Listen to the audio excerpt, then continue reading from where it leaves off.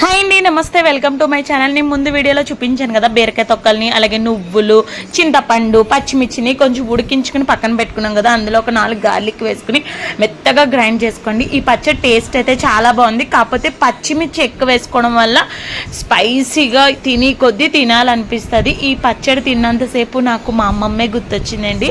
ఎప్పుడన్నా సమ్మర్ హాలిడేస్కి అమ్మమ్మ వాళ్ళ ఇంటికి వెళ్తే మా అమ్మమ్మ పచ్చిమిర్చిని వేయించి చక్కగా రోట్లో రుబ్బి పచ్చడి పెట్టేది. అసలు ఎంత టేస్టీగా ఉండేది. ఆ కాలంలో వాళ్ళు ఏం వండినా అమృతమేనండి. మా అమ్మమ్మ అయితే కర్రీస్ చాలా బాగుండుతుంది. అందులో నాకు బాగా నచ్చింది చేపల కూర అంటే చాలా ఇష్టం. తర్వాత వచ్చి ఇలా పచ్చిమిర్చితో పచ్చడి చేసేది. అబ్బా ఎంత బాగుండేది. అసలు కడుపు నిండా పొద్దున్న సాయంత్రం అన్నం అసలు కర్రీ లేకుండానే తినేచ్చు, అంత బాగుండేది అనమాట. ఈరోజైతే మా ఇంట్లో దోశల్లోకి చట్నీ వేసి పిల్లలకు పెట్టాను. వాళ్ళకైతే చాలా బాగా నచ్చింది. మీరు కూడా డెఫినెట్గా ట్రై